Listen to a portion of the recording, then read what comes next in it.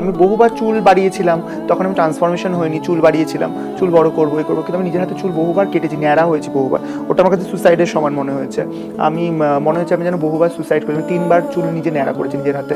ঘরের থেকে এত প্রভোকেশন, ফ্যামিলি রিলেটিভসরা সবাই বলছে ও শাড়ি চুড়ি পরে দেখো আবার ওদের মতন না হয়ে যায়, এরকম চুল বড় করছে, ভালো শিক্ষিত ছেলে, এরকম পড়াশোনা করছে, ওরকম ধরনের বন্ধুদের সাথে মিশে, চোখে কাজল পরে, মানে নানা রকম কথা নিতে পারিনি। চুল বহুবার কেটে দিয়েছি, 3বার বললাম কেটে দিয়েছি। আমি একবার ঘর থেকে পালিয়ে গেছি, আমি 1.5 মাসের মতন ঘরে ছিলাম না, না বলে চলে গেছিলাম। মানে আমার ঘরে খুব খোঁজ নিচ্ছিল, হই হই করছিল। তারপরে বুঝতে পেরেছে যে আমি পালিয়ে গেছি, তারা কোনো রকম আইনি পদক্ষেপ নেয়নি, মানে হচ্ছে ওই এফআইআর করা, যে মিসিং ডায়েরি করা, এই সমস্ত কিছু করেনি। তারা বুঝে গেছিলো যে আমি চলে গেছি। আমি খুব দুঃখ পেয়েছিলাম। হয়তো আমার বাবা মার এখনকার পরিস্থিতি খুব ভালো, আমার বাবা মা ভীষণ ভালোবাসে, কিন্তু আমি সেই পরিস্থিতিতে খুব হেল্পলেস ছিলাম, বিশ্বাস করো। মানে আমি জীবনের মানে আমার দেয়ালে পিঠ ঠেকে গেছে, জীবনের শেষ জায়গায় দাঁড়িয়েছি মনে হয়েছে, কিন্তু আমি শেষ হতে চাইনি, আমি বাঁচতে চেয়েছি।